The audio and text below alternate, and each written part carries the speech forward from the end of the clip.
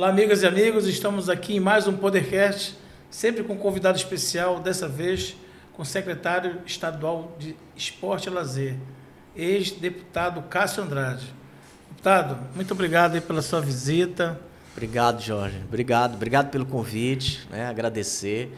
Aliás, o Podercast, né, um dos que mais cresce aí, tomando um grande espaço, né, do entretenimento, da informação aqui no estado do Pará. Então é uma grande satisfação poder estar aqui contigo, já que nos conhecemos já há tantos anos, sabemos do seu serviço, né, no estado do Pará, levando informação para as famílias do nosso estado, e poder falar um pouco aqui com você, um pouco da nossa história, do nosso trabalho e do que a gente tem feito aí à frente da pasta que diz respeito ao esporte e lazer. Então é uma alegria estar aqui com você e toda a sua equipe técnica, aliás, uma equipe muito boa e também com um ambiente aqui muito bonito, muito novo, moderno, equipamentos, né, de ponta aqui para fazer jus aos convidados.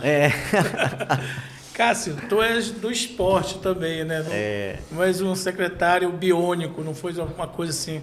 Acho que foi uma das melhores escolhas que o governador Helder Barbalho fez nesse novo secretariado dele.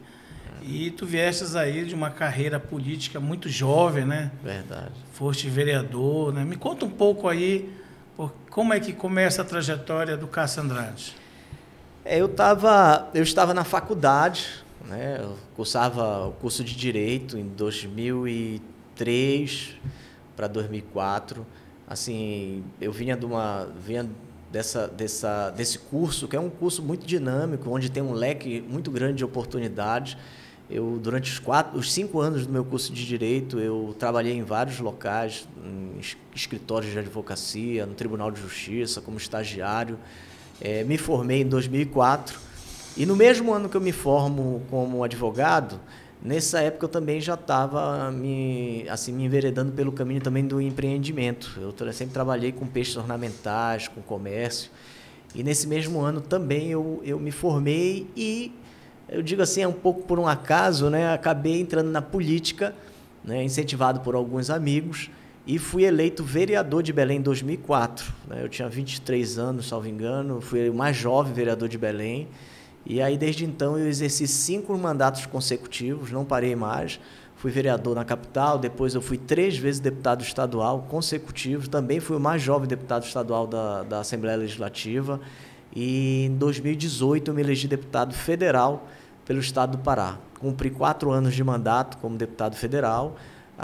Fizemos um bom mandato, porque eu sempre digo que eu não me alinho com essa política, né, de brigas, de discussões, de polos antagônicos. Tu tens uma fama de um boa praça, um apaziguador, um conciliador, né? Eu acredito nisso, porque às vezes eu vejo assim, tem alguns políticos, tanto da extrema esquerda quanto da extrema direita, que se aproveitam de discursos, né?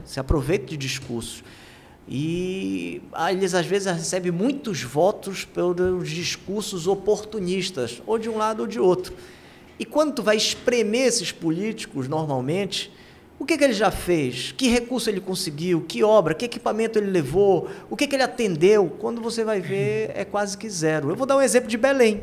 Belém, nossa capital, né? Deputados federais que tiveram 50 mil, 30 mil, 40 mil votos, etc. Com o mandato de deputados federais, aí você pega o orçamento de 2023... Quantos deputados botaram dinheiro aqui em Belém? Na Vera, né? Na Vera, para atender Belém, que vai mudar a vida do povo. Só 2. Dos 17, só 2 deputados federais colocaram recurso em Belém, né? Eu e uma outra deputada que colocamos recurso aqui na capital. Em que áreas tu pode destacar os teus? Primeiro que nos 4 anos como deputado federal, eu sempre coloquei emendas em Belém do Pará, na região metropolitana. Em média, eu sempre colocava em 80 a 100 municípios. Mas essa agora de 2023, eu coloquei aqui na capital 5 milhões de reais de recursos para obras estruturantes de reforma e ampliação de praças públicas. Coloquei 7 milhões de reais na saúde pública do município, que, aliás, já foi paga, né, a saúde pública municipal, caiu na conta, 7 milhões de reais na conta da Secretaria Municipal de Saúde para atender o município. Coloquei 500 mil reais para a Guarda Municipal, inclusive o comandante da Guarda, o Coronel Joel, até me ligou para ir lá inaugurar, que uma parte desse recurso foi para a compra da academia, né, para atender os guardas municipais, sabe? Os guardas policiais militares, civis, academia sempre tem de musculação, de exercício. Não tinha em Belém? Não tinha. E aí compramos. Então ficou muito feliz, né? Ficaram. E não é a primeira vez que eu ajudo a guarda. Já coloquei emendas para aquisição de viaturas, armamentos. Colocamos também, se eu não me engano, foi 100 mil ou foram 200 mil reais para o Conselho Municipal, o Conselho Tutelar Municipal, que são os conselheiros. Né? Muito também de falta de estrutura. Inclusive, eu estive lá recentemente entregando. No início desse mandato, os conselhos tutelares não tinham nem espaço físico, nem viatura, carro. E nem tinha a questão da valorização deles. Eles tiveram um acréscimo no salário recentemente, porque é um salário pequeno para atividade importante, que é de conselheiro tutelar. Se eu não me engano, recebe uns 3 ou 4 salários, assim, pelo trabalho que fazem, e é um trabalho arriscado, porque você trabalha no meio da comunidade, às vezes pega uma família desestruturada, uma pessoa raivosa, violenta, então é um trabalho, e a gente visando isso, colocamos emenda para o Conselho Municipal, o Conselho Tutelar Municipal, colocamos também 100 mil reais para a defesa civil da nossa capital, na época foi a delegada Cristiana que estava lá, colocamos o recurso a pedido, que foi para comprar equipamentos, inclusive drones, câmeras, foi emenda nossa. Então, eu coloquei emendas em vários setores em Belém, em todos os 4 anos do mandato. Então, é por isso que eu estava falando um pouco que eu sempre optei por ser um político de resultados, né? Eu nunca fui um político oportunista dos grandes discursos, ou da extrema esquerda ou da extrema direita. Então, pois é, aí cabe uma pergunta nessa tua colocação do teu perfil, né? Perfil moderado. A polarização entre direita e esquerda no Brasil não acaba prejudicando esse tipo de... Muito. Prejudica muito, porque, assim, claro que o eleitorado é complexo, né? Tem eleitores que procuram o perfil do político que produz, que dá resultado. Tem perfil do eleitor que quer alguém que defenda a bandeira dele ideológica. Tem muitos perfis, mas no momento o que está imperando é o eleitor buscando um político que fale o que ele quer ouvir, né? Por mais que o que ele queira ouvir não é produtivo, não dê resultados, mas é o que ele quer ouvir, tanto da extrema-direita quanto da extrema-esquerda. Então, é difícil um político no perfil moderado do diálogo, que busca resultados, se encaixar com esse eleitorado. Por exemplo, a gente sabe que não tem como escapar disso, está nessa disputa antagônica, ou você é Lula, ou você é Bolsonaro, e fica você é contra aborto, a favor do aborto. Então, né? eu, por exemplo, fui indagado durante a campanha algumas vezes, eleitores que falavam assim, Cássio, eu só quero fazer uma pergunta para decidir se eu voto em você. Eu disse sim, no meio de uma reunião, né? Eu quero saber se tu é a favor da família brasileira.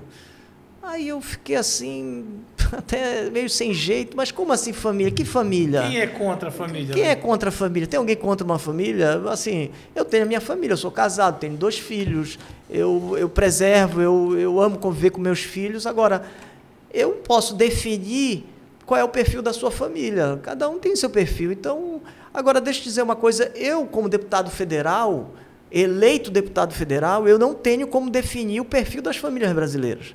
Eu tenho como definir recursos na saúde, na educação, apresentar projetos de leis importantes, fazer a defesa na tribuna sobre o orçamento, sobre o que vai para o estado do Pará, recursos que muitas vezes, por falta de habilidade política, o Pará perde dinheiro para ir para outros estados. Verdade. Então, nesse dia... Ciência e tecnologia é uma coisa que geralmente está voltando.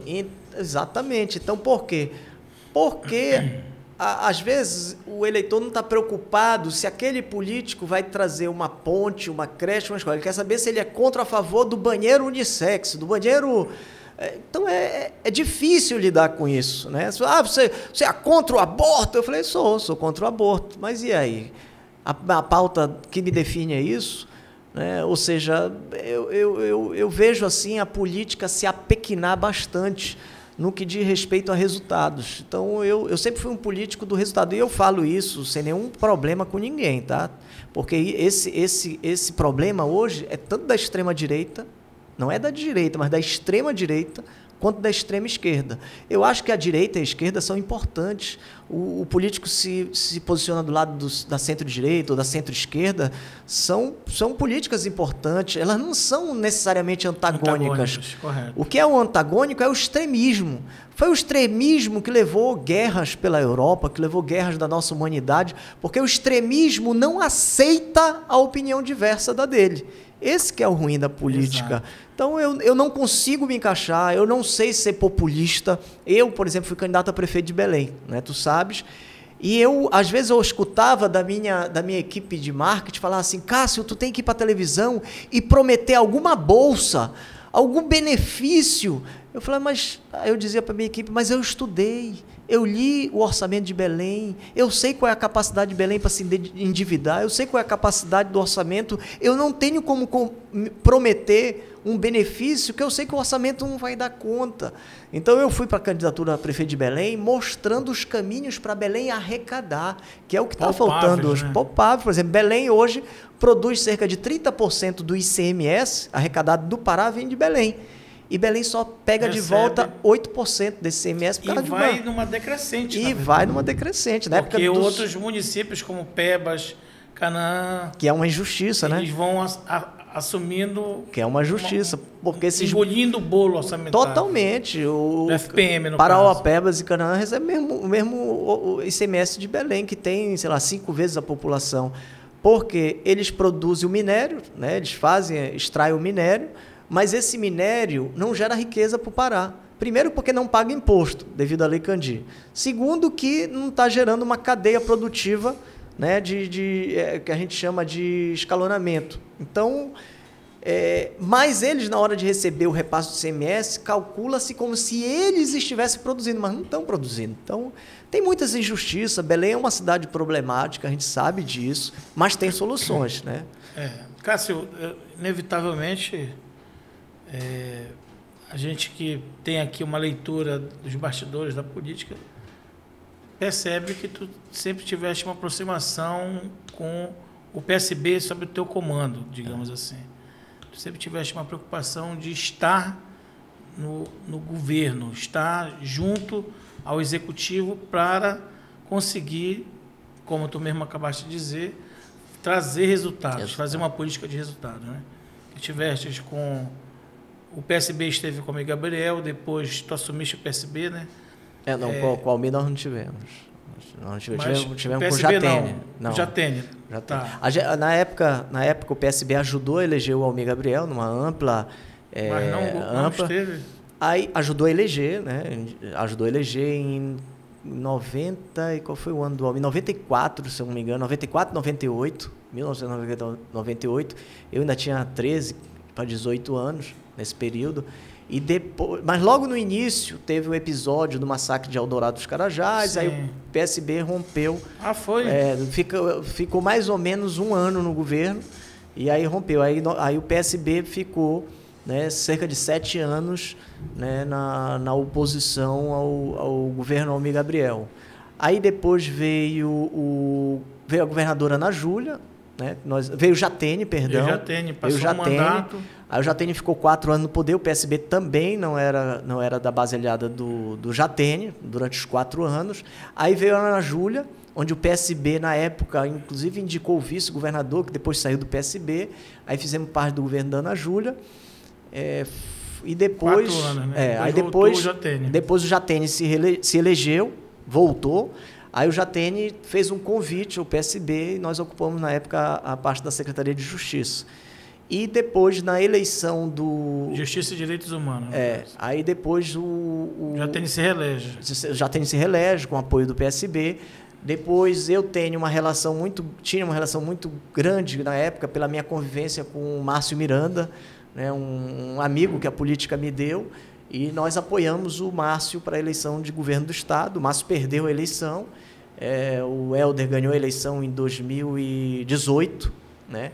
E nós, nesse primeiro momento, não fizemos parte do governo Helder Barbalho. Tivemos uma postura de independência, o Helder governou, e aí, no final do primeiro governo do Helder, ele fez um convite formal ao PSB, inclusive ele esteve na minha residência com a primeira-dama, fizemos uma grande reunião, ele fez o convite formar o PSB, reconhecendo a figura séria que o nosso grupo político tem, e aí nós aceitamos e fomos fazer parte do governo. Então, assim, durante a nossa história, nós tivemos momentos que fizemos parte do governo e tivemos momentos longos também que nós não fizemos parte do governo. Então é um equívoco meu, então me desculpe. O governo do Ciomar, os 8 anos, nós fomos oposição ao governo do Ciomar na época, né? Sim. Então, tivemos participou do governo Zenaldo também. Aí, participando do governo Zenaldo. E agora estão participando do governo de Milson. Exato. Hoje, o PSB tem secretarias e cargos dentro tanto do governo do Estado quanto da Prefeitura de Belém. Exato. E imagino que em outras prefeituras também. Mas o cerne da questão é o seguinte: a contribuição do PSB para essas gestões tem sido extremamente positivas. Por exemplo, a tua presença dentro da CEL deu uma repaginada dentro da CEL. E quem está dizendo não sou eu. A classe política reconhece isso. Eu acho que até o próprio governador, não é isso? Foi uma das coisas que a gente assim chegou muito focado, né? Quando o governador me convidou, e eu quero deixar bem claro que o Helder me deu assim todas as condições também para esse trabalho ser feito. Eu agradeço ele porque ele topou o nosso projeto, ele topou os programas que eu levei para a CEL. Vou tentar citar aqui alguns deles, porque são muitos, né? Por exemplo, quando eu assumi era CEL e Mangueirão. Aliás, sempre se confundiu, né? CEL e Mangueirão. Aí, tanto que eu disse, governador, eu adoro o Mangueirão, mas eu não quero ser o secretário do Mangueirão, né? Então, por isso que eu levei outros projetos para ele e ele topou. Por exemplo, o Mangueirão, o que era o Mangueirão? O Mangueirão era um elefante branco, sem muita utilidade, antes da reforma do Mas governo. Era chamado de Estádio Olímpico. Era. Tá, inclusive aqui, né? Imagens. Olha aí, tem aí o nosso Mangueirão. Então, quando eu assumi o Mangueirão, a CEL, que é administrada o Mangueirão é administrado pela CEL, a gente percebeu o seguinte: o Mangueirão funciona por ano cerca de 45 dias durante um ano inteiro. 45 eventos, no São caso. 45 jogos de futebol, em média. Eventos isso. Esportivos. Porque, por mais que tinha pista olímpica, mas eu acho que teve uns 2 ou 3 eventos olímpicos depois daquela pista, né? Então, e é caro aquilo, aquela obra caro. foi cara, né? Aí, o que a gente foi estudar? Não adianta eu criar, eu tenho que copiar o que já deu certo em outros lugares. Eu peguei e fui viajar para São Paulo, Rio de Janeiro e Salvador. Conheci outros estádios. Eu visitei mais de 10 estádios e reuni com as equipes desses estádios e fui ler, estudar, entender como eles funcionam. Como funciona. E hoje a concepção de estádio em qualquer lugar do mundo moderno é um estádio multiuso. Ele tem que ser utilizado para outros fins para justificar a despesa dele. Que é alta, né? Que é altíssima. Hoje o Mangueirão... Energia elétrica, por exemplo. Quanto é que gasta de energia elétrica? O Mangueirão custa, em média, R$700 mil por mês. Só de energia elétrica... Custo operacional, né? Custo. Só de energia elétrica, chega a mês que bate 180 mil. Então, só a energia elétrica você já tem uma noção de como é caro. Aí tem as equipes de limpeza, as equipes técnicas, tem a manutenção dos equipamentos. No Mangueirão tem ar-condicionado, tem máquina de fazer gelo, tem a grama, a gente tem um contrato da grama de manutenção. Você tem a rede de internet, você tem iluminação, você tem manutenção predial, é uma infiltração, é um cano que quebra. Olha, no jogo da inauguração do estádio, roubaram todas as torneiras de um banheiro lá da arquibancada. Nossa. Aí você tem que repor, isso tem um custo, né? Infelizmente, a gente tem esse tipo de gente ainda que frequenta. Inclusive, eu acho que é importante a gente falar sobre isso, né? Tá aparecendo aqui, não sei se é inauguração, algum jogo aí, né? Esse foi a inauguração, né? Eu estive lá, né? E, assim, algumas coisas foram muito amplificadas nas redes sociais pela oposição ao governo. É normal, faz parte. E tu recebeste o Mangueirão com o Mangueirão sendo tocado pela Secretaria de Obras, não é correto? Que formou um consórcio. Tu não estavas à frente da reforma, no caso? Não estava. A Secretaria de Obras do Estado fez a reconstrução, foi um novo, só ficou o esqueleto do estádio, tudo saiu do zero. Até as arquibancadas, tudo foi... Eu vou usar um termo aqui, raspado, né? Porque o concreto já estava deteriorado, cheio de pontos, com fissuras, com infiltração. Então, nessa hora, o engenheiro, eu não sou engenheiro, sou advogado, mas ele tem que fazer uma espécie de uma penetração do concreto para que aquela água não fique lá dentro. É um negócio meio complexo. Se gastou, fizeram um mega estádio, agora com padrão internacional, padrão FIFA. A seleção brasileira veio para cá reconheceu isso. Né? Reconheceu isso. Os jornalistas reconheceram isso. Eu visitei mais de 10 estádios e o Mangueirão não fica atrás de nenhum dos 10 que eu visitei. Aí eu levei o projeto para o governador. Eu disse, governador, esse aqui é o nosso projeto. Mangueirão, palco de eventos. Nós vamos comprar um piso para forrar o gramado e vamos fazer shows no Mangueirão. Mas esses shows têm 2 objetivos. Primeiro, arrecadar dinheiro, para esse dinheiro pagar os custos do Mangueirão. E segundo, para manter o Mangueirão vivo diariamente. Então, além dos shows, nós trouxemos as federações. A gente começou a dialogar com as federações e trouxemos as federações para o Mangueirão. Hoje, o Mangueirão, Jorge, lá você tem atividades de ciclismo. Terça e quinta, eles fazem ciclismo de velocidade ao redor do Mangueirão. Você tem a atividade dos pipeiros. Todo domingo os pipeiros vão lá empinar pipa. Você tem a atividade dos patineiros, né? Você tem a atividade da dança. Estamos vendo aí imagens de lá, né? Nós inauguramos o salão de dança. Você tem... Olha, sabe o que eu estou fazendo no Mangueirão, Jorge? Aula de tênis.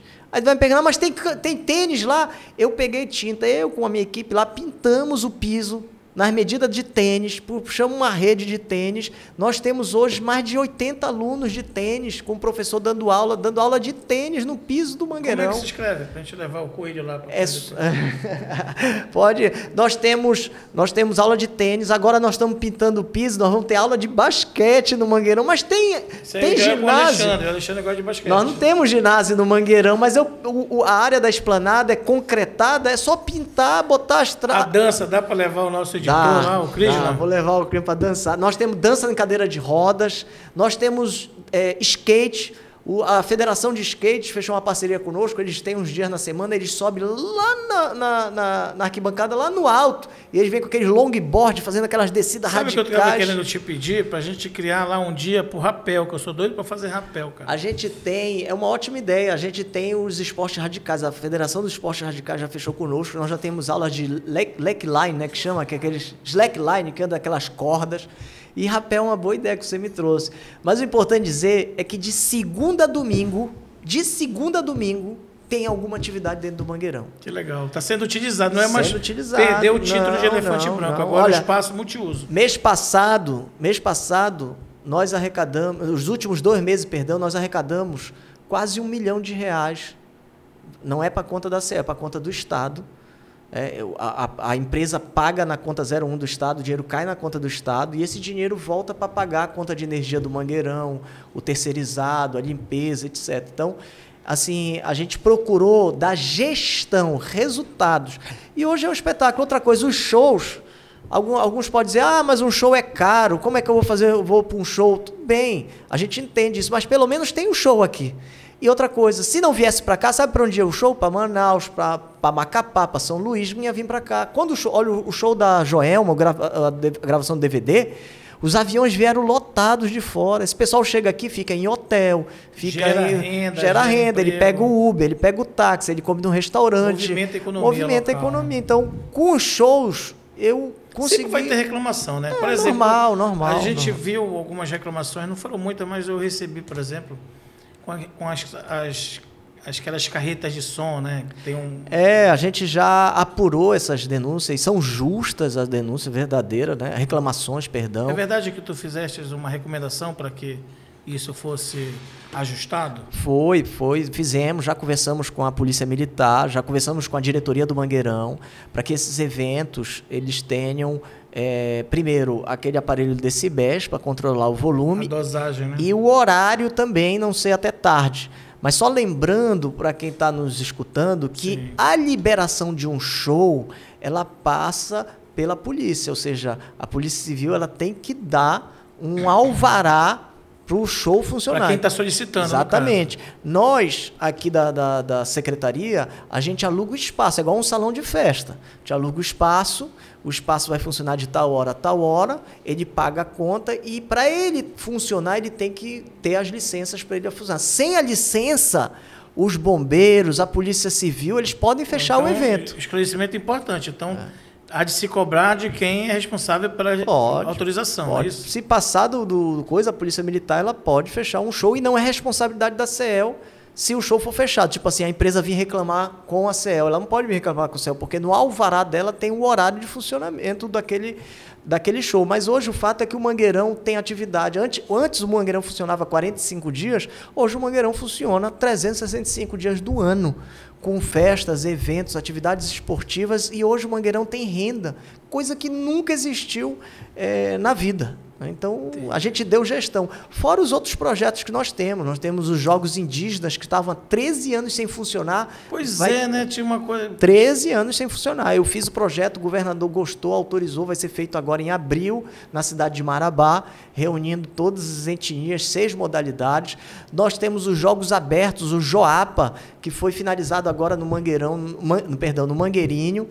É um evento que foi feito praticamente nos 144 municípios, são Jogos Abertos. Foi o primeiro Jogos Abertos que nós realizamos na nossa gestão, né? A gente teve alguns erros, estamos reajustando para o ano que vem melhorar. Nós temos o Bolsa Talento. Jorge, tem a imagem sobre isso aqui, não? Será que... Tem, do Bolsa Talento tem algumas. Vou pedir para a nossa equipe. O Bolsa Talento tinha 5 anos que não era entregue. 5 anos quando eu assumi lá, Jorge. Está aqui, eu acho que tá aí, olha. Esse aí é o Bolsa Talentos, olha aí. Com a presença do governador. E aí a gente reuniu... Isso é rápido, a técnica, tu viu? A gente pediu... A gente reuniu o Bolsa Talentos e entregamos R$1.273.000 para 126 atletas. Isso aqui parece que a imagem te engordou, né? Não, eu estava gordinho, eu já perdi 5 quilos já. Nessa época eu dei uma segurada esses dias. Engordando por Síria, não foi? Tava. Às vezes no estresse, essas coisas, dessa correria de gestão, a gente acaba comendo demais. As atletas receberam... Começar a usar essa desculpa. E dia 15 agora, Jorge, tu estás convidado. Opa. Nós vamos lá no Mangueirão entregar o segundo Bolsa Talentos em um ano. Nunca na história da CEL se entregou 2 Bolsa Talentos no mesmo ano. O Bolsa Talento incentiva o esporte profissional de alto rendimento. De alto rendimento. E só para deixar claro, não é o secretário que indica os atletas.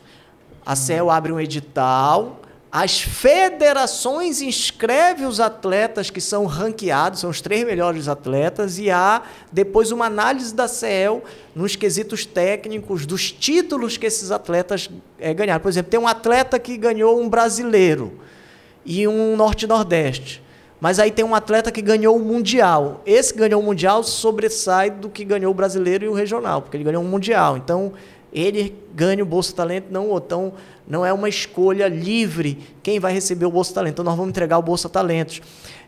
Também tem um fomento ao atleta, que é o apoio, o patrocínio que a CEL dá a atletas de alto rendimento que vão disputar Campeonato Brasileiro, Mundial, Norte-Nordeste. E, Cássio, outro dia, aqui a gente está mesmo para cutucar as coisas e ter normal, a oportunidade de esclarecer, porque nem tudo que ganha repercussão na mídia é aquela versão que estava. Né? Sim, com certeza. E eu sei que tu não é um cara de ficar respondendo coisas em grupo, né, de Instagram, essas coisas. Aquela história lá das federações que recebem recursos da CEL e criou-se uma publicação. O que foi aquilo lá, cara? O que acontece? A CEL tem o orçamento próprio dela. Dentro do orçamento da CEL, a grande parte é para manutenção do custeio da CEL. Como eu te disse, o Mangueirão custa R$700 mil, o Mangueirinho custa uns R$300 mil por mês. A Arena também está... A Arena Tapajós. Tem os custos dela. Outra parte do recurso que vem da Lei Pelé é para fomento ao atleta, que é esse patrocínio que eu estava falando há pouco. E tem um outro recurso através de uma lei estadual, que é o Bolsa Talentos, esse que nós pagamos pelo governo do estado. Então a CEL tem vários programas. O Vida Ativa da Terceira Idade. Nós temos imagem do Vida Ativa, não temos? Tem, da Vida Ativa tem várias imagens aí. E tem outra coisa que não é só a CEL, qualquer outra secretaria pode receber. O que é? É chamada as emendas parlamentares. Emenda parlamentar é um recurso vindo do orçamento destinado... Esse é o projeto da Terceira Idade, Vida Ativa da Terceira Idade. Pode continuar. Esse foi o campeonato. Então, tem recursos que vêm de deputados federais, estaduais. Esses recursos vêm ou para a CEL, ou para o Parapacho, ou para qualquer outra secretaria. Quem decide para onde vai o recurso é o deputado. É o deputado por força de lei. É o uso das emendas parlamentares. Exatamente. Então, por exemplo, teve deputados que colocaram recursos para a Federação de Jiu-Jitsu. Então, tem que ir para aquela federação. Tem que ir para a escolhe, não é governador. Não sou eu nem o governador. Entendi. Então, veio, por exemplo, emenda parlamentar para apoio ao MMA, através da Federação Paraense ao MMA. Tu não pode pegar esse recurso lá e dizer, não, peraí, vamos dar uma mexida e mandar aqui pro pessoal do basquete. Quem me dera. Se eu pudesse, eu dar para os atletas todinho, mas o recurso ele vem carimbado. Eu só posso repassar para a federação. Aí a federação apresenta os documentos. Se os documentos não tiverem aptos, por exemplo, uma certidão negativa, aí eu nego e o recurso volta para o deputado fazer o que ele quiser. Se tiver apto, nós assintamos um convênio com a federação se responsabiliza por aquele dinheiro e a federação tem que prestar conta junto ao Tribunal de Contas, junto ao Ministério Público e junto à CEL. Então, o ordenador daquela despesa é o presidente e o tesoureiro da federação. Não é o secretário. Então, é por isso que às vezes tem, poxa, não tem um dinheiro para atender a equipe de futsal que vai jogar tal coisa, mas tem R$1 milhão para a federação de MMA. Essa daí foi a federação de MMA. Eles fizeram um grande evento. Aliás, são 2 eventos. Esse é o primeiro, o próximo é agora lá em Marituba. Eventos grandes, foi emenda parlamentar. Nós estivemos lá. E o recurso vai para eles. Então, eles fazem o evento, como as imagens estão mostrando, eles prestam conta desse dinheiro. Então, não tem nada a ver com a CEL. Com a CEL, nem contigo, a escolha e a gestão e como é distribuído isso dentro da federação. É igual, por exemplo, quando eu o uso do dinheiro pela federação é uma responsabilidade da federação. Da federação. Caso eles não consigam prestar conta, aí sim. Aí existem os órgãos fiscalizadores, Tribunal de Contas, Ministério Público. Por exemplo, quando eu era deputado federal, eu colocava muito para os municípios tratores, ambulâncias. Eu, inclusive, entreguei uma ambulância agora na cidade de Julianópolis. Quando eu mando essa emenda para a prefeita lá de Julianópolis, ela, que aliás é uma excelente prefeita, ela recebe o dinheiro e o dinheiro vem carimbado. Emenda do deputado Cássio Andrade para a aquisição de uma ambulância no valor de R$300 mil, assim assado. Aí ela recebe o dinheiro, ela licita e ela só pode comprar a ambulância. Se ela não quiser o dinheiro, ela devolve o recurso para a União, porque no caso eu era deputado federal, devolvi. Então, ela não pode pegar o dinheiro da ambulância e comprar um trator. Se ela fizer isso, ela vai fazer improbidade administrativa. Então, emenda de deputado federal é regido por lei, né? Deputado federal, estadual, e eles têm a prerrogativa de indicar. Agora, a prerrogativa de fiscalizar, tribunais de contas, Ministério Público, a própria sociedade civil, né, fiscaliza esses recursos. Então, é por isso que, às vezes, existe realmente eu enfrento esse problema. Às vezes eu encontro um atleta, poxa, Cássio, acabou o recurso do patrocínio do atleta, mas vocês acabaram de repassar R$1 milhão para o MMA. Aí eu explico, olha, esse recurso não é da CEL, esse recurso é de um deputado que colocou a emenda e foi repassado para aquela entidade. Já aconteceu o caso de recurso de deputado chegar, a entidade não estava apta e devolver o recurso. Já teve casos. Aliás, não é devolver o recurso, é não assinar o termo, né? Importantíssimo esse esclarecimento, porque muitas vezes eu tenho que fazer essa observação. Temos colegas na imprensa, temos, às vezes, não são profissionais de imprensa, mas são administradores de páginas, de contas no Instagram, essas coisas que a gente sabe que youtubers, né, que acabam recebem uma informação e já criam todo uma narrativa, né, que coloca em xeque a classe política, normal, os administradores, né? Eu tenho muito cuidado, sempre tive muito cuidado com isso. Verdade. Né? Já sofri retaliações, mas reconheço que nós temos profissionais e tem pessoas que, né, se utilizam de informações de forma equivocada. Né? Então, eu acho muito importante esses espaços como esse, para que a gente possa ouvir, né, as autoridades, ouvir as pessoas em relação ao que circula pelas redes sociais, porque as redes sociais também deu muito palco para doido, né? Olha, vou te dar um exemplo também, Jorge, mas faz parte, a gente tem que saber lidar com isso. Por exemplo, teve uma vez que um grupo de atletas de judô cegos, com deficiência visual, protocolaram na CEL 22 pedidos de apoio financeiro para viajarem e competirem. E na época só para ressaltar que esses projetos são analisados por técnicos da CEL, servidores concursados. Dos 22, 15 foram aprovados. Os 15 receberam dinheiro para poder viajar. Se eu não me engano, era um campeonato brasileiro de judô para cegos. 7 deles foram negados. 7 deles foram negados. Foi negado por questões técnicas. Faltou um documento da federação, faltou o ranking do atleta.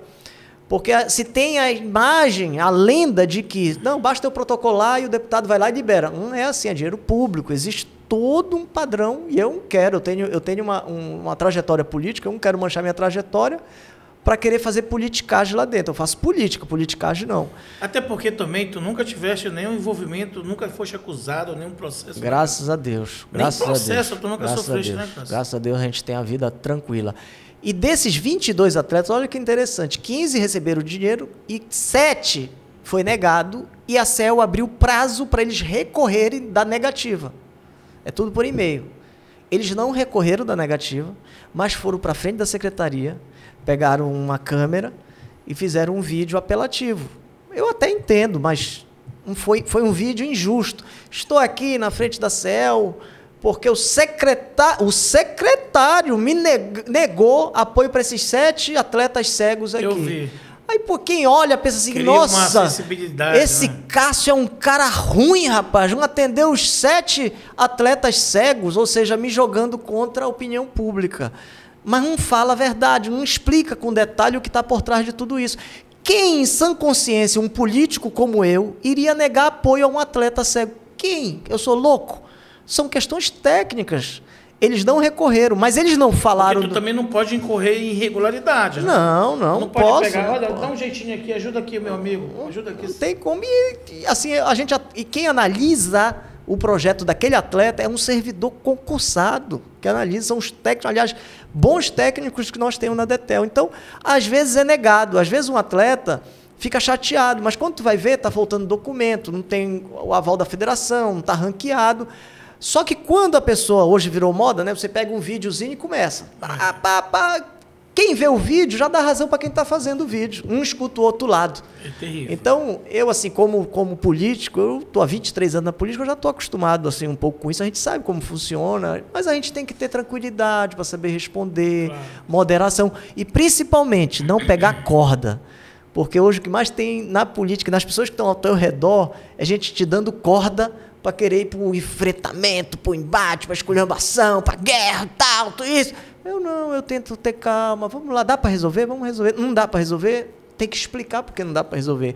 E eu também fui injustiçado nesse episódio, porque hora nenhuma o vídeo diz assim, olha, nós estamos aqui, 15 atletas foram atendidos, pagos, e 7 estão com documentos, né, errados, mas a gente vai recorrer desses documentos para ver se a gente ainda consegue. Não só diz, o Cássio nos negou para os atletas cegos, ou seja, é a forma que você passa a informação. Então, mas eu estou tranquilo, eu tenho ciência de que a CEL deu um salto extraordinário. A CEL não era nem lembrada nem falada. Hoje a CEL virou matéria jornalística quase que diariamente em todos os locais que a gente visita.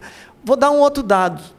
Esse recurso fomento ao atleta, que vem da Lei Pelé, que são recursos que vêm das lotéricas. Ano passado e os outros anos, em média, a CEL liberava cerca de 800 mil, R$1 milhão por ano, para atletas que iriam competir. Sabe quantos recursos já vamos fechar o ano agora, de 2023, agora em dezembro, em 10 meses da nossa gestão? R$6,5 milhões para mais de 2.100 atletas em 39 municípios. Recorde da CEL. A CEL nunca liberou tanto recurso para atletas na história da gestão. Então, isso é um sinal de boa gestão, o governo do estado está olhando para esses atletas. Agora, é claro que o lençol é curto, né? Se fosse fazer gosto, se tivesse 10 milhões para gastar por mês para ajudar atleta, nem ia dar. Mas, se comparar com o que foi feito e o que está sendo feito agora, sem sombra de dúvida, hoje a CEL ela tem repercussão nacional, inclusive. Eu tive no fórum dos presidentes de secretarias de esporte do Brasil e a Secretaria do Estado do Pará foi elogiada por todos pela participação, pelos números. Hoje, o Ministério do Esporte me ligou, a técnica de lá. Nós apresentamos 4 projetos no Ministério, 4 projetos, E desses 4 projetos, 3 foram aprovados lá no Ministério do Esporte. A gente já está mandando a documentação, que é mais recursos que vem lá de Brasília através do Ministério do Esporte. São quadras poliesportivas, pistas, são vários projetos. Por quê? Porque a gente teve a boa vontade de ir atrás. E isso já é fruto dessas tuas visitas, 10 visitas que tu fizeste, né? Visitaste 10 estádios? Sim, visitamos em 3 estados, visitamos mais de 10 estádios aí, vendo o que deu certo. Muitas vezes também, essa questão, circula muitas críticas na rede social sobre a história de viagem, né? O presidente já viajou tantas vezes, o governador está viajando, o prefeito...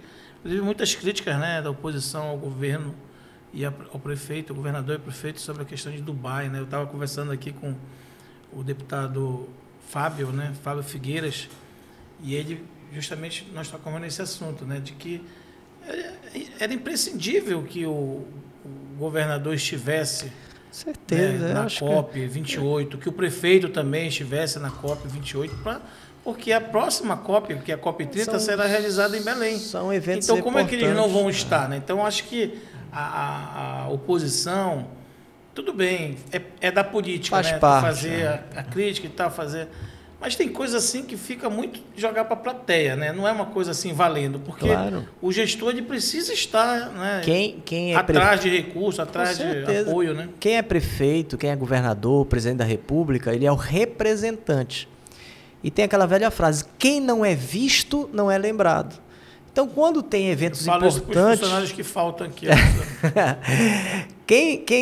Se tiver alguma pauta importante, ele é o representante para ir e, às vezes, traz muita coisa. Por exemplo, o próprio Helder, nessas articulações, nessas idas dele, é inegável a articulação política dele, o que ele tem trazido para o estado do Pará. Se ele fosse um governador que ficasse fechado no gabinete dele, tal, trancado, ele não ia abrir o mapa do Pará para o mundo, como está sendo aberto agora. Então, é importante essas viagens, essa representação. Eu mesmo, por exemplo, se você me perguntar, uma viagem dessa... Ela, para mim, é tão puramente gestão. Por quê? Eu gosto de viajar com a minha família. Nas minhas férias, poder ir para uma praia, passar 10 dias com meus filhos, brincar. Viajar sozinho... Aqui é político, isso é tão raro, né? É muito raro. E as nossas famílias são as que mais cobram. Mas para quem está à frente de um órgão, quando vai para uma viagem dessa, normalmente, a agenda começa de manhã, à tarde, à noite. Eu já fiz uma viagem uma vez para a China... Né, há muito tempo atrás, foram acordos comerciais que foram feitos entre o Pará e a China. Eu tive participando. Não foi da Ana Júlia? Foi o primeiro governo Jatene. Tá. Primeiro governo Jatene. Quer dizer, dos 3 governos dele foi o segundo. A gente foi para a China com uma comissão e fechamos vários acordos comerciais. Nós fomos para ajudar. Mas a agenda começava 8 horas da manhã e tinha dia que a gente chegava no hotel 10 da noite. Então, que tipo de passeio é esse? Vamos fazer um churrasco, fomos lá para comer um macaco, comer uma carne, ir para um cassino, sei lá, fazer alguma festa. Não, é agenda o dia inteiro. Eu falei do macaco porque circula nos vídeos, né? É até preconceito de quem trabalha sobre isso. Só para descontrair um pouco. Cássio, eu tenho uma pergunta aqui de um colaborador nosso, o Alexandre Alencar. Ele está perguntando se da possível realização da Supercopa do Brasil entre São Paulo e Palmeiras. Se houve essa conversa quando a seleção esteve aqui e se a CBF deu algum sinal a respeito disso. Nós quando a seleção esteve aqui, houve uma aproximação muito grande, né, do Estado, do governo do Estado, do governo Helder, com a CBF. O presidente da CBF foi muito bem recebido, muitos elogios. E aí a gente começou algumas tratativas sobre possíveis jogos e até retorno da seleção, até mesmo na segunda rodada das eliminatórias, né, a vinda da seleção. Também começou uma tratativa com o presidente do Flamengo para trazer alguns jogos, porque o Mangueirão já se espalhou pelo Brasil, que é um estádio de ponta, é um estádio moderno, é um estádio de nível de Copa do Mundo do Catar. Então a gente tem a vontade de atrair muitos jogos para cá, as tratativas já começaram.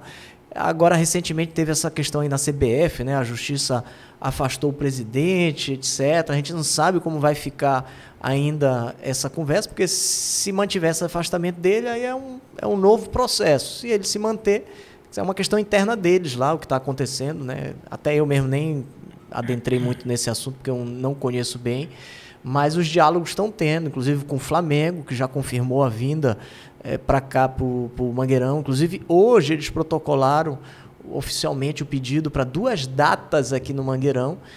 Seria no ofício está dia 20 ou 21 de janeiro, e dia 31 de janeiro ou 1º de fevereiro. Por que tem o ou? Porque está com risco da Federação a Federação Carioca lá de futebol alterar essas datas. Mas aí eles já pediram a reserva, nós já autorizamos está reservado, porque é da nossa vontade, é da vontade do governador que o Mangueirão seja palco. Aliás, o Flamengo, né, tem a maior torcida do norte do Brasil, é do Flamengo. Engraçado isso, né? Chega a ser até um pouco... Falar nisso, o filho do governador assumiu agora uma diretoria no Remo, né?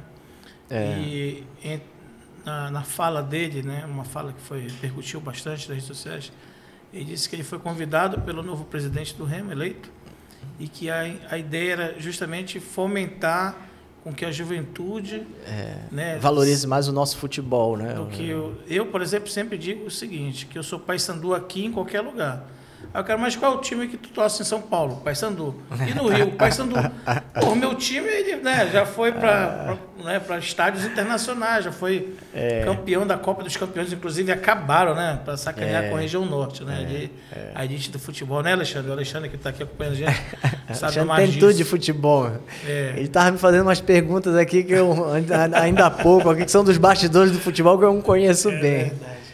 Cássio, a nossa vontade é trazer mais hoje jogos. Tu estás na secretaria, mas tu tens aí um papel, um protagonismo ainda muito forte na política partidária, porque tu, além da tua atividade na política pública, tu tens atividade na política partidária. Sim.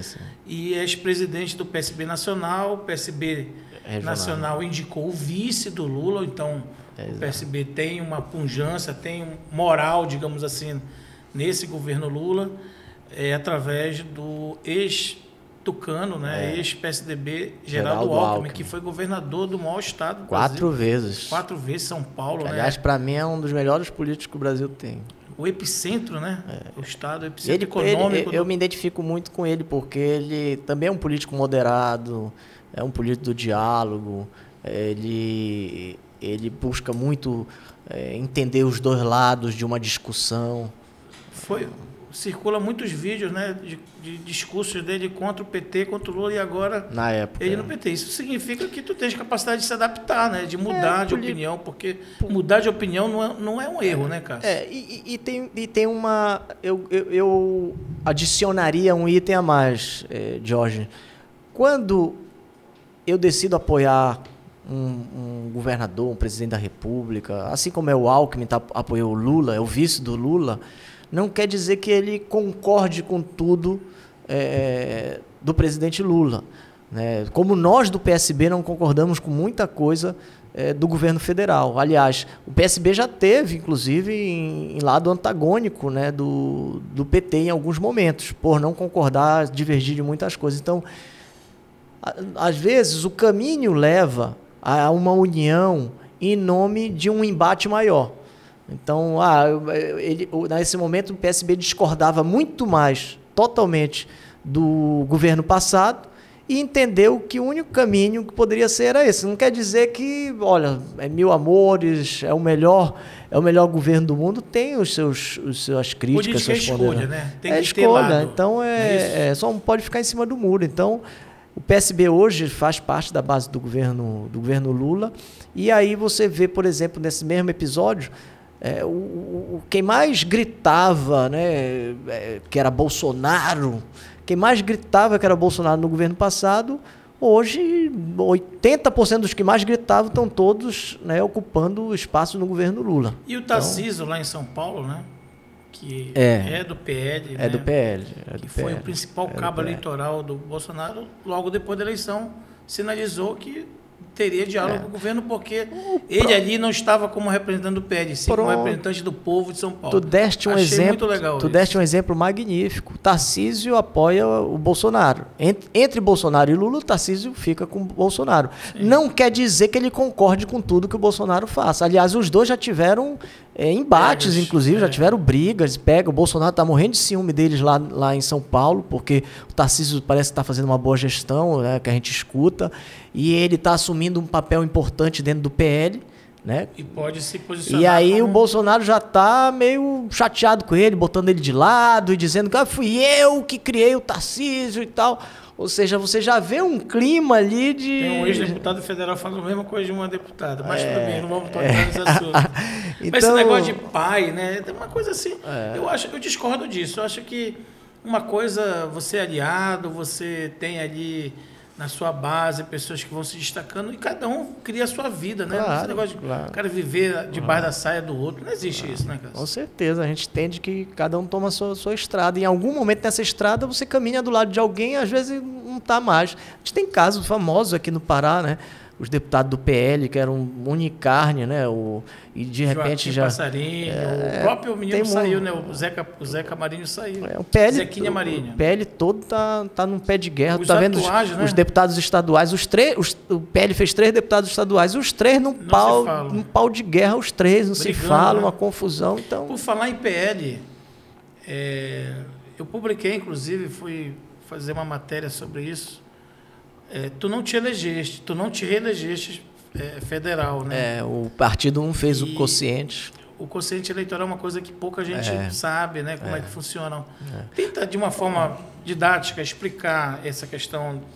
E também, aproveitando o gancho já para falar sobre a questão da chapa, porque tu pode, junto com a Lena Pinto e o Paulo Benson os voltar. 3, o Cássio Andrade, podem voltar. Porque assim, boa parte da população imagina que os cargos proporcionais, que são vereador, deputado estadual e deputado federal, são os mais votados que entram. Não são os mais votados que entram. Existe uma coisa chamada quociente eleitoral. É um cálculo. É um cálculo. Então, vamos supor, para eleger um deputado federal, na eleição passada, precisava de 212 mil votos, salvo engano. Então, um partido tinha... Ou federação. Ou federação. Um partido ou federação tinha que fazer 212 mil votos para... Eleger um. Para eleger um. Se o partido fizer 211 mil votos, já não elegia. Mesmo que esse um tenha 200 mil votos, seja um dos mais votados no Pará, ele não entraria. Então, é o chamado quociente eleitoral, que muita gente vê injustiça nisso. Eu mesmo vejo uma injustiça nisso. Para mim, deveriam ser os mais votados que deveriam entrar e pronto. Então, o que aconteceu? Eu, por exemplo, o meu partido fez quase 200 mil votos, o PSB. Lançamos 18 candidatos. Eu lancei 17 candidatos da minha base, todo mundo federal. E nós fizemos quase 200 mil votos. Eu fui o mais votado, mas o meu partido, por não fazer o quociente, fiquei de fora. Porém, contudo, todavia, eu, do PSB, o Paulo Benço, do PTB, e a Lena Pinto, do PSDB, nós 3 tivemos mais votos que outros deputados que estão eleitos, e o nosso partido teve mais votos que outros que estão lá dentro. E aí existe uma ação na justiça que contesta a inconstitucionalidade dessa lei que foi criada há 1 ano antes da eleição, que é a lei de barreiras de 80%. Então, isso está em julgamento lá em Brasília. Se a gente vencer, em tese, vai se fazer justiça, porque nós 3 tivemos mais votos e os nossos partidos tiveram mais votos que esses outros partidos na sobra. E, em tese, nós retornaríamos ao mandato. Mas isso está na mão de Deus e da justiça. Enquanto isso, vamos seguindo o jogo. Tem um outro processo que vocês também movem contra essa questão da chapa do PL, né? Tem também um processo que está na Justiça Eleitoral, que contesta a chapa do PL. O PL, 5 partidos entraram contra a chapa do PL na Justiça. Essa ação, ela trata dos crimes que o PL cometeu na composição da chapa. Como? Não respeitou a cota feminina, não respeitou o tempo de televisão e rádio da cota feminina, não respeitou a distribuição do financeiro das mulheres. Isso é gravíssimo, né? A justiça, por exemplo, está condenando todo mundo. Já tá, aqui em Belém, né? Dois vereadores já caíram. Tem mais 2 processos, se eu não me engano, em Belém para ser julgado. Então, é crível que a chapa do PL federal, que é composta pelo delegado Eder Mauro, delegado Caveira e Joaquim Passarinho, possa cair. Existe a possibilidade. Está na Justiça, o Tribunal Regional Eleitoral vai votar um parecer de um relator que vai dizer sim ou não, se a gente tem razão ou se a gente não tem razão, vai votar. Então, consequentemente, vai ter uma decisão aqui no TRE que deve ter grau de recurso para o TSE. Se isso ocorrer, cai a chapa do PL. Eu fico imaginando que isso, de certa forma, acabou trazendo um prejuízo, né? Porque o federal, o parlamentar, né? Ele tem uma relação, né, com prefeitos, com secretários, com vereadores pelo interior do Estado, e as emendas são muito importantes. Eu vi que o deputado federal Cássio... Desculpa, né, o Cássio o deputado federal Celso Sabino assumiu o Ministério do Turismo, né? Eu acho que foi bastante comemorado termos um ministro, eu acho importantíssimo. E aí agora no começo de dezembro, né, no final de novembro para dezembro, ele pediu licença do Ministério para voltar para o cargo de deputado federal. Para indicar as emendas. Indicar as emendas e voltou já para reassumiu. E muita gente não entendeu. Né, o senso comum não entende muito isso, né? Mas é importante que ele faça isso, porque não é para ele, né? É a base dele, que está esperando dele. É para ponte, é para escola, é para posto de saúde, né? Então, é isso mesmo. É a mesma. Eu, por exemplo, quando fui deputado estadual e federal, eu fui deputado por 20 anos, parlamentar, vereador, deputado. E todos os meus recursos eram para os municípios onde eu tinha atuação. Porque quando chega no município, você faz um debate político, aí você tem 3, 4 mil votos naquele município, 2 mil votos. Ou seja, quem votou em ti está esperando que você volte para o município e leve um trator, uma creche, uma quadra, um asfalto, e está esperando isso de ti como deputado. Você foi eleito representante para trazer. Então, é natural que as emendas venham atender. Eu mesmo, durante os nossos mandatos, nós conseguimos mais de 300 milhões de reais, né, para mais de 100 municípios que estão aí nas minhas redes sociais mesmo. Tem muitos aí, muitos que podem ser vistos, que a gente entregou. Então, é natural que o ministro Celso fez, né? Claro que nos bastidores tem aquela disputa, aquela coisa que é natural da política. Aliás, não só da política, de tudo na nossa vida. Tudo tem disputa, ambiente de trabalho, família, condomínio. Olha, se pegar grupo de WhatsApp de condomínio que tem de briga, de disputa. Então, é natural. Às vezes se critica a política, mas não se presta atenção que a política é o reflexo de tudo que tem na sociedade. E existe política em tudo. Em tudo. Até na relação homem-casal, né? Eu vou te dar um exemplo até engraçado, cômico. Né? Existe um departamento na Prefeitura de Belém que é ordem urbana. Aí, às vezes, um vizinho está vendo o outro construir a casa, levantar, fazer um puxadinho, uma sacada maior, ele vai lá e denuncia o vizinho, anonimamente. Aí o vizinho é chamado pelo órgão, notificado. A sua construção está fora do padrão, a sacada está mais para frente e tal. Aí o vizinho fala, vieram me denunciar aqui, tá bom, eu vou consertar. Mas eu quero denunciar o meu vizinho também, porque o portão da garagem dele está sobre a calçada e tal. Aí, ou seja, o que foi denunciado também é denunciado e começa a briga da vizinhança. Ou seja, no fundo, por mais duro que seja, qualquer política em qualquer país do mundo reflete o que é a sociedade naquele mundo, sem mais nem menos, é exatamente. E eu dou um exemplo disso várias vezes em brigas de condomínio. Eu tenho condomínio aí, grupo de WhatsApp, às vezes eu nem falo, eu fico calado, só vendo, um esculhambando o outro, aí tem denúncia, aí um briga, aí às vezes, já teve caso de condomínio que impeachmentou o síndico do condomínio. Tem caso disso, basta a Assembleia Geral com mais de 50%, você pode impeachmentar o nem falar do meu, que está uma porrada então, hoje aqui. Às vezes se critica a política, mas como é que a política melhora? Quando melhorar a participação do povo na política. Houver uma consciência cidadã, né, de participação, exatamente. De acessar, né, enfim, as instituições. Né? Para não deixar só a classe política decidindo. O cidadão também tem que participar. E se a classe política não se sentir fiscalizada, aí os maus políticos, né, acabam tomando outras atitudes. Então, é por isso que a participação do povo, a presença constante é importante. Porque, senão, quando o povo se afasta da política, o mal político chega na véspera da eleição e aí faz o quê? É cesta básica, é uma ajuda disso, é dinheiro, é aquilo mais, e se elege com a descrença do povo. Ou seja, o eleitor, uma parcela grande do eleitor diz o seguinte: político é tudo igual, não quero saber de político. Aí, com raiva... que é o problema, né? Aí entra o radical, o cara que não vai fazer a política direita, da política pública, ele vai só discursar. Né? A gente viu muito isso. Cássio, a gente, né, o tempo voa, né? A gente pensa que é só na TV, né? Mas aqui também, né? Aliás, aqui que é melhor. Aqui tu pode falar 3, 4 horas, parece que nem vai embora. Porque a gente se sente aqui numa mesa, num bate-papo. Mas você está em casa, sinta-se em casa aqui para voltar a outros momentos. Eu quero deixar aqui para que tu fale junto ao teu eleitor e aos nossos telespectadores, nossos leitores, né, que acompanharam aqui o podcast, a tua saudação. Obrigado. Eu quero primeiro agradecer a você, Diógenes, a toda a sua equipe, parabenizar, porque isso aqui é um investimento, é informação para o povo, é mais um canal que a população tem para escutar. Isso é a liberdade, né, de imprensa, a liberdade de informação. Então é mais uma opção. Quero agradecer ao povo do Pará também, que sempre me deu a oportunidade de representá-lo. Foram 20 anos de mandatos.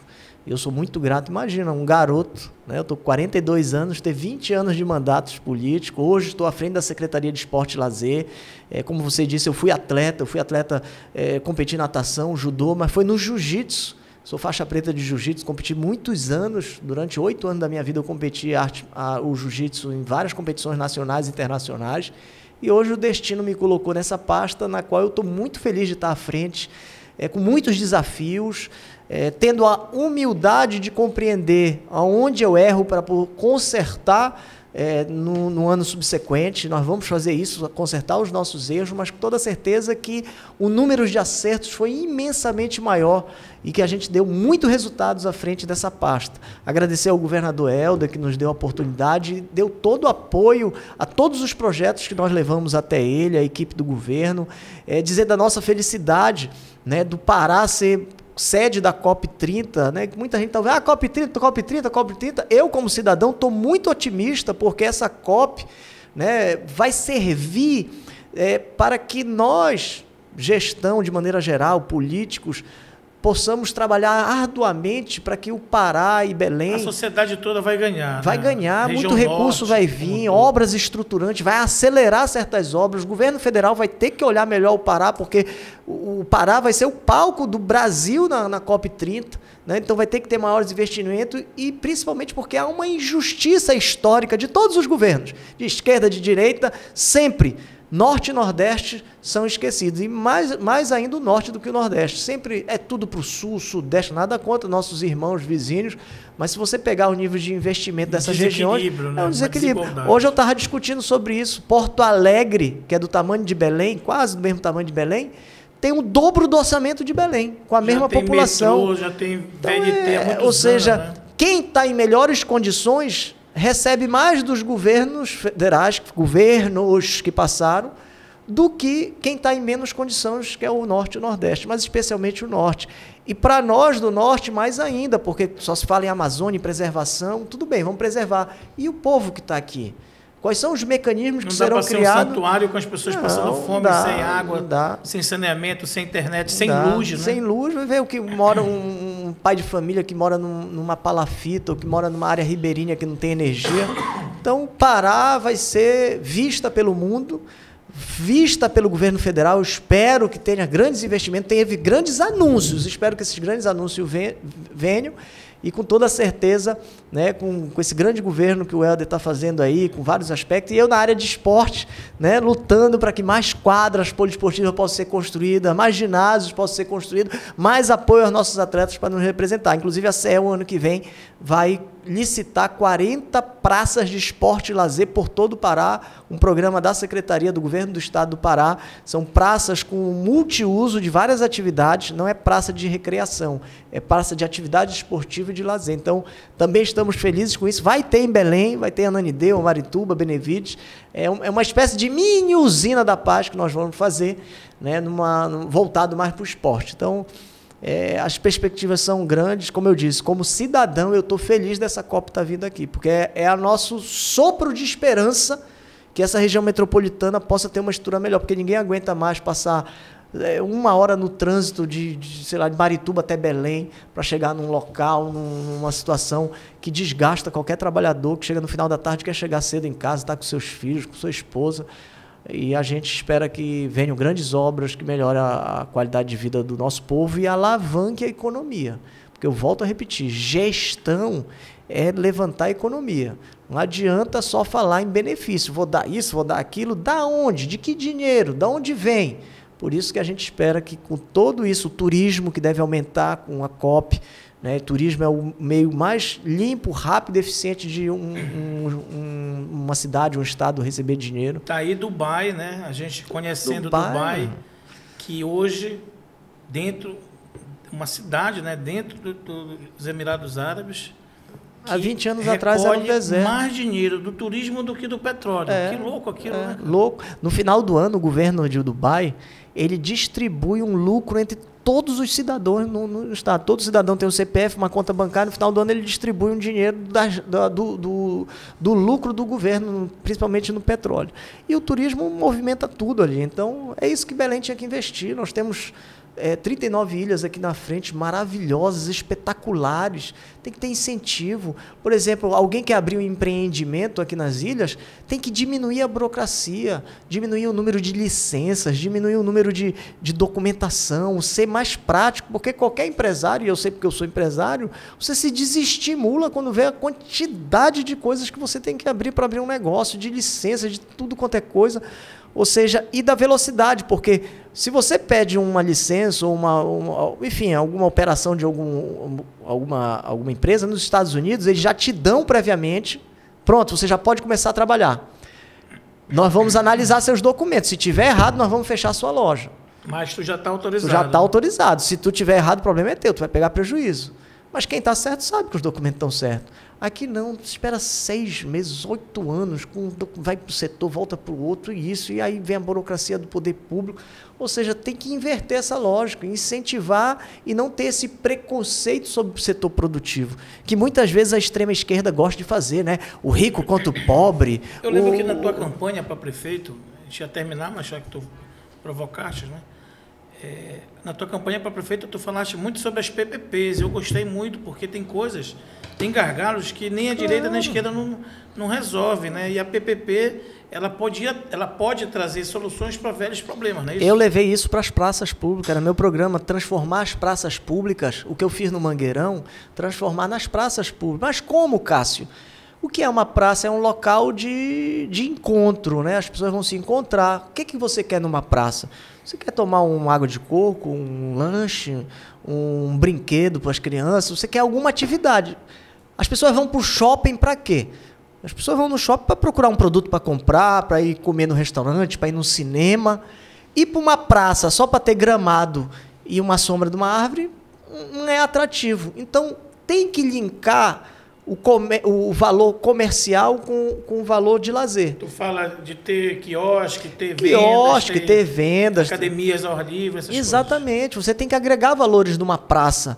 E esses valores agregados, por exemplo, o Jorge é um empresário. Jorge, eu vou te passar a concessão dessa praça. Tu vais explorar comercialmente os espaços. E pagar aqui uma espécie de um aluguel. Agora, quem vai tomar conta da praça é tu, Jorge. Tu que vai capinar, limpeza, tu que vai... É isso. Desonera o município, o Estado, né? Exato. Na Europa é assim. Na Europa é assim. Nos países evoluídos são assim. Mas a gente tem essa cultura aqui no Brasil.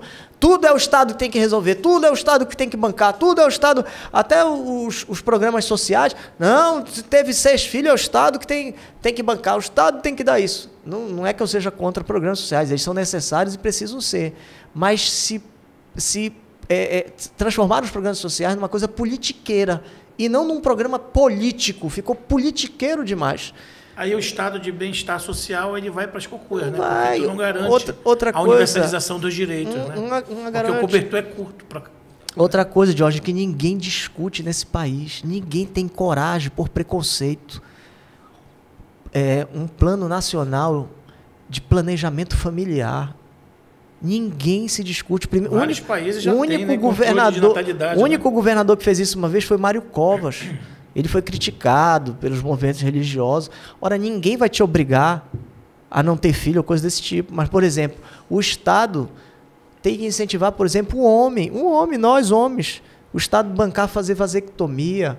Se quiser, vai lá e o Estado vai lá. Amigos meus que engravidaram umas 4 ou 5 meninas pobres e deixam elas lá sem ajuda nada. Então, aí está aí a justiça eleitoral. Não, é uma coisa absurda. Perdão, a justiça atrás de certas situações aí. Ou seja, o Brasil tem que ter muito cuidado com esse discurso para não ser mal interpretado. Para não ser mal interpretado. Mas vamos para uma lógica. O rico, ele tem um filho hoje em dia. Um filho. É mais racional. Quanto muito ele tem 2. Aí tem um, quando muito tem 2. E ele dá a escola particular para o filho, o plano de saúde para o filho, a educação desse filho. Qual é a chance desses 2 terem uma estrutura mais confortável? É enorme. A própria família, né? Exato. Aí a pessoa, às vezes, carente de uma comunidade, não tem acesso à informação, a uma política pública. Eu já conheci menina de 22 anos com 7 filhos. Quem é que faz o parto dos 7? Quem tem que dar a escola? Tem que dar a saúde, por mais que seja ruim, mas dá o SUS, etc, etc. Então você cria um desequilíbrio muito grande. É um tema polêmico, difícil de falar para não ser mal interpretado. Eu não quero ser aqui mal interpretado, mas é uma política que ninguém debate. Ninguém quase fala sobre isso. Está na hora de colocar isso em cima da mesa. Claro, né? Até um dia desse, absurdamente, uma mulher para fazer vasectomia tinha que ter autorização do marido. Vasectomia já é a laqueadura, né? Que é a operação das trompas para não ter mais filho. É um direito da mulher, se ela quiser, ela tinha que ter autorização do marido. Foi derrubado isso. Então, para mim, deveria existir mais políticas que incentivassem o controle familiar. Não é uma imposição, não é uma ordem, é uma escolha. Porque eu, como político... Uma escolha e conectada com a garantia do direito para que isso seja universalizado. Porque quem tem grana faz aborto, quem tem grana faz laqueadura. Exato. Quem não tem é que tem essa dificuldade. É uma demagogia. Então, por exemplo, eu já deparei com várias jovens, falava... Na época eu era deputado, eu já estou com 4 filhos, eu quero operar, mas eu não consigo em algum lugar para operar. Ou seja, o Estado tem que ter uma política para isso. O próprio homem, é um preconceito, né? O homem, não, fazer vasectomia, vão mexer comigo, etc. Mas tem homem que engravida 3 mulheres ao mesmo tempo. Então, eu acho que tinha que ter um plano para isso, porque nós vamos continuar num país cada vez mais desigual. Por mais que a economia avance, um meio de educação, etc., mas se não tiver um controle, é difícil um casal pobre dar qualidade de vida para 6, 7 filhos. Sem dúvida. É muito difícil. Volto a repetir, é um assunto polêmico. Não estou tratando de imposição, mas estou falando de um plano nacional que muitos países evoluídos já fizeram. De dizer, olha, você que não quer, né, entrar numa família com 8 filhos e ter dificuldades, o governo tem esse plano aqui. Se você quiser, o governo paga a vasectomia, a laqueadura. Então, são barreiras a serem quebradas. Senão, a gente vai ver na demagogia e na hipocrisia de uma sociedade que gosta de arrotar a moralidade, mas por detrás faz certas coisas erradas. Olha, Cássio, eu quero novamente agradecer, dizer que o espaço está aberto para que tu voltes aqui na hora que você desejar. Obrigado. Eu gostaria que tua assessoria também atendesse os nossos convites, te colocasse sempre isso como ela tem atendido. E, ao mesmo tempo, dizer que esses espaços, né, como esse, ou outros que tu visite, que tu sempre vá, porque a gente precisa conhecer mais os homens públicos, homens e mulheres, né? Homens, quando eu falo, os representantes públicos, porque é muito difícil você conhecer uma pessoa como tu só pelos discursos no plenário, só pelas redes sociais, né? Por mais que às vezes as redes sociais falem um pouco da intimidade, do pet, mas essas conversas, essa opinião, olha, essa tua opinião aí é uma ideia de primeiro mundo que nem sempre a gente consegue dialogar por aqui, né? Então, nós temos essa possibilidade de oferecer à sociedade, oferecer às pessoas internautas e às pessoas que vão nos ver também na TV, em outros veículos, sobre esses pontos de vista hiper necessários para o debate de uma sociedade melhor, uma sociedade mais inclusiva, mais justa, né? Mais equilibrada, né? Muito obrigado pela tua presença, né? Pela tua disponibilidade. E vamos voltar. Igual aquele filme, né? I'll be back. Vou estar aqui novamente. Obrigado a todos. Um abraço. Obrigado. Esse aqui foi o nosso deputado, eu digo nosso porque eu acho que vai voltar, dos deputados mais atuantes que nós tivemos no Estado nessa última legislatura. Torço por isso. Obrigado. E torço também pelo teu sucesso na frente da CEL. Parabenizar o governador Helder Barbalho pela escolha, eu acho que foi uma escolha acertada para cuidar do esporte e do lazer no Estado, mas também para configurar pessoas de bem, pessoas honestas, dentro dessa segunda gestão do governador Helder Barbalho. A gente fica por aqui e se reencontra no próximo podcast.